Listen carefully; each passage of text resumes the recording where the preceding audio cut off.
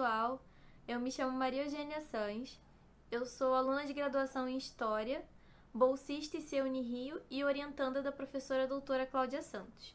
Essa é a primeira vez que eu estou me apresentando na JIC e o título do meu trabalho é O Médico, o Jornal e o Monstro da Vacinação Obrigatória, a campanha oposicionista de Brício Filho pelas páginas do Correio da Manhã. O Rio de Janeiro do início do século XX se configurava como Distrito Federal do país e estava a sofrer um histórico de desapropriação e demolição das habitações populares, fosse por causa do projeto de modernização da capital, pautado em modelos europeus já do início do século XX, ou por causa das medidas sanitaristas, que remontam o século XIX, principalmente com doenças como a febre amarela. As medidas higienistas não eram do agrado de todo mundo, principalmente das camadas populares, que criticavam muito o jeito autoritário com que os agentes sanitários, junto com a polícia, aplicavam a profilaxia, fosse ela a vacinação, fosse ela a fiscalização das moradias ou fosse a desinfecção dos ambientes. No ano de 1903 e principalmente no ano de 1904, essas críticas às posturas dos sanitaristas, que já eram existentes, ficaram ainda mais fortes, por causa do projeto de vacinação obrigatória contra a varíola, que era uma doença que estava assumindo um grau epidêmico, proposto pelo médico Oswaldo Cruz, diretor-geral de saúde pública. E nesse contexto de oposição à vacinação obrigatória e às medidas higienistas, se encontra uma recorrência muito grande de publicações em oposição do jornal Correio da Manhã.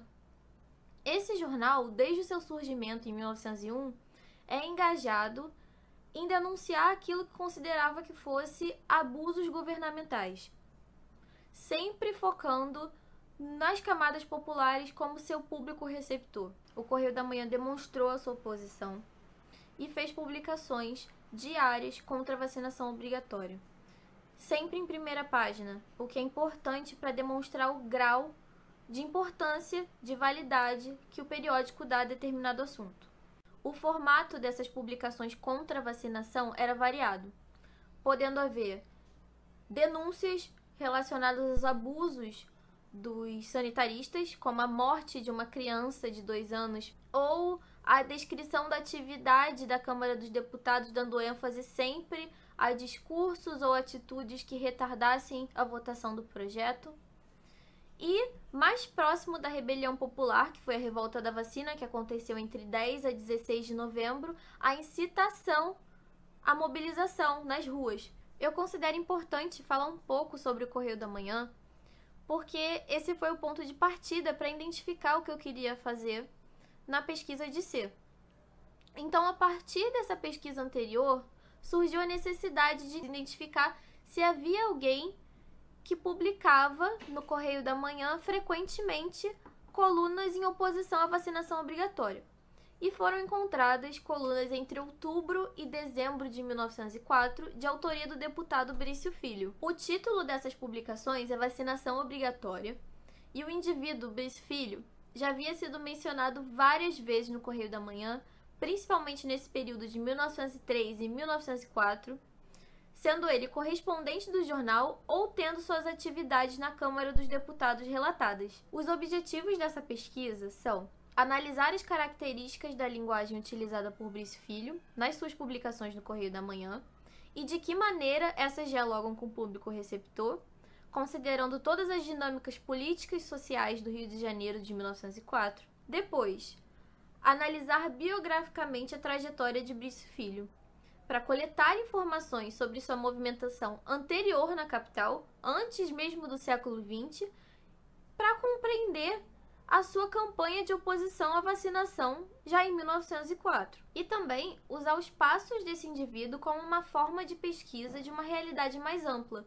considerando todo um contexto de disputas políticas e reivindicações plurais. E, por fim, contribuir para o projeto da minha orientadora, que se chama Movimentos Sociais e Instabilidade Política, da Revolta do Vintém à Revolta da Vacina, no que tange identificar as heranças da movimentação abolicionista e republicana na própria trajetória do Brício Filho e também analisar de que maneira as lideranças presentes nessas reivindicações do século XIX estão presentes nessas novas reivindicações de 1904. O método usado por essa pesquisa é muito parecido com o método que o professor Marco Morel usa no seu trabalho, quando ele quer falar sobre Pierre Planchet, que foi o fundador do Jornal do Comércio.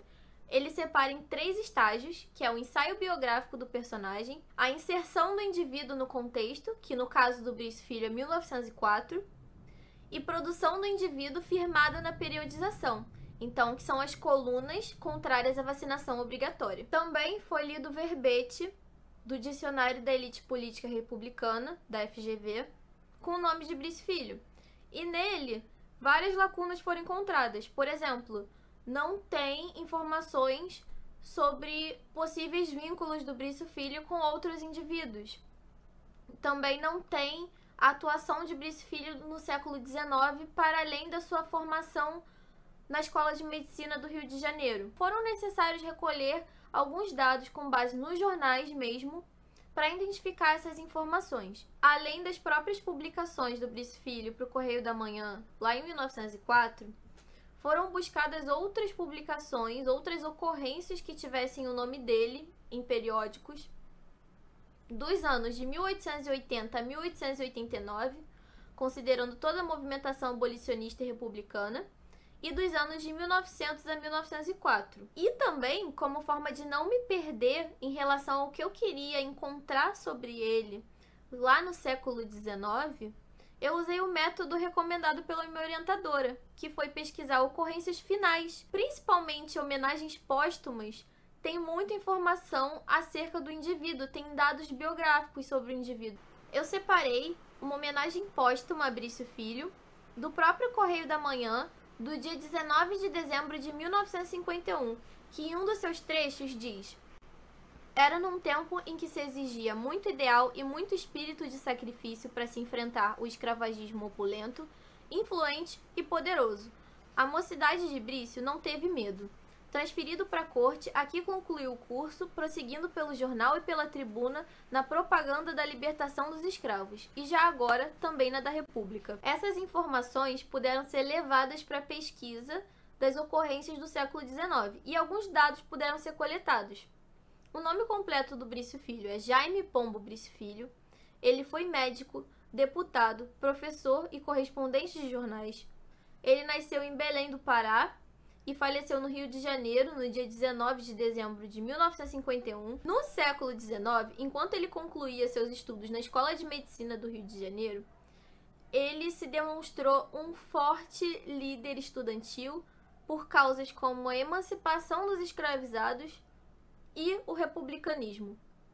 Só que ele defendia um modelo de república ao qual direitos populares fossem atendidos. E já em 1904 houveram suas colunas contrárias ao monstruoso projeto, que foi, como ele falou mesmo em suas publicações, e o próprio Correio da Manhã usava essa terminação. E já como exemplo dessas colunas em oposição à vacinação obrigatória, lá no Correio da Manhã, eu selecionei 2 trechos de 2 colunas distintas, em que no primeiro é do dia 12 de outubro de 1904, ele fala: é verdade que antes da obrigatoriedade votada e sancionada, já os higienistas da Diretoria Geral de Saúde vacinavam compulsoriamente em certos casos, pois o regulamento acertadamente denominado Código de Torturas incluiu entre as suas numerosas disposições tudo quanto houve por bem determinar o esculápio das desinfecções terrestres e marítimas,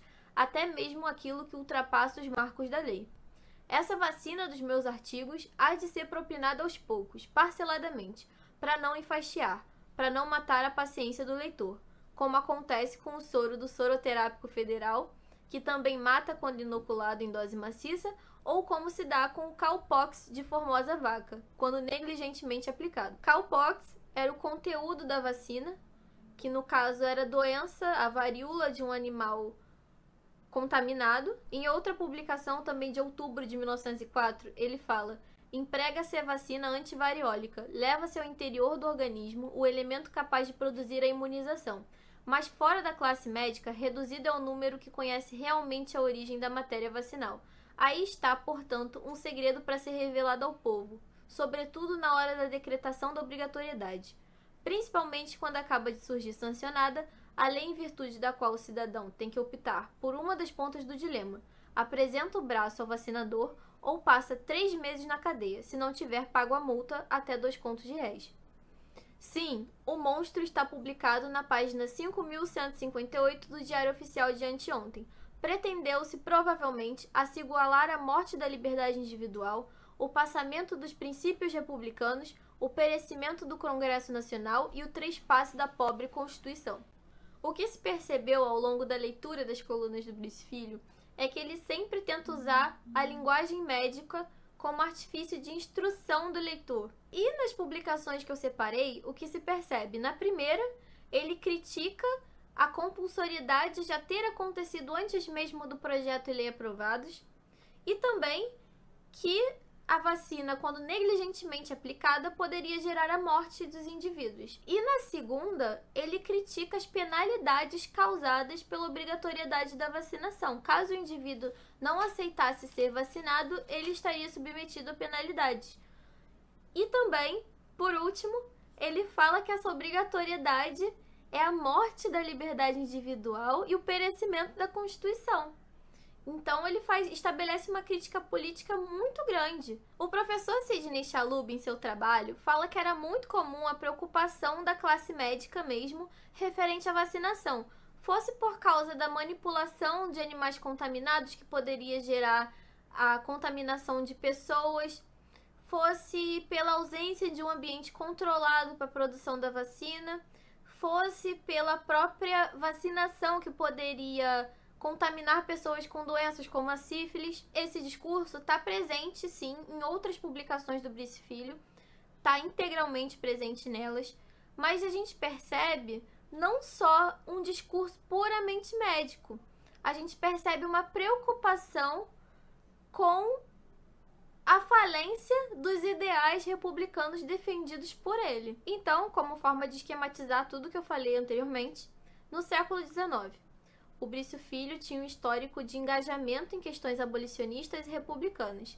sempre defendendo reformas que garantissem direitos aos populares. Em 1903 e 1904, oposição ao projeto de lei de vacinação obrigatória. Foi noticiada a movimentação dele dentro da Câmara dos Deputados. E, mais precisamente, em outubro a dezembro de 1904, as publicações dele no Correio da Manhã, que ele usava a linguagem médica como artifício de instrução ao leitor e crítica à profilaxia compulsória. O estudo da trajetória de Brice Filho nos permite colocar em pauta as motivações que levaram à revolta da vacina. No trabalho de José Murilo de Carvalho, ele atribui essas motivações a um quesito moral, como se a vacinação obrigatória estivesse rompendo com os valores tradicionais dos indivíduos e isso eclodiu numa revolta. No caso de Leonardo Pereira, ele atribui essas motivações a um caráter mais plural. Não só a motivação moral estava presente, mas questões político-partidárias, operárias, a questão militar e também todo o histórico de desapropriação das moradias populares que remonta ao século XIX. No estado que está a pesquisa até agora, eu consigo identificar a preocupação do Brice Filho não só como uma preocupação apenas médico-sanitária, mas como toda uma preocupação referente a um projeto de república que está sendo ameaçado, que garantisse direitos aos menos abastados. Existe uma necessidade maior de aprofundamento tanto bibliográfico quanto documental da trajetória de Brice Filho, principalmente porque eu identifico que a trajetória desse indivíduo pode nos permitir colocar em observação as múltiplas motivações que levaram à revolta da vacina, mas também é preciso delimitar as relações dele, não só político-partidárias, como sociais, com os seus contemporâneos. Muitos desses contemporâneos poderiam estar presentes nas reivindicações lá do século XIX. E o estudo dessas trajetórias colabora para identificar com maior clareza as disputas já no século XX entre projetos de república que garantissem maior ou menor importância para as participações das camadas populares na vida política. Bom, eu espero que eu tenha respondido todos os questionamentos levantados. Eu agradeço muito a oportunidade e até a próxima, GIC.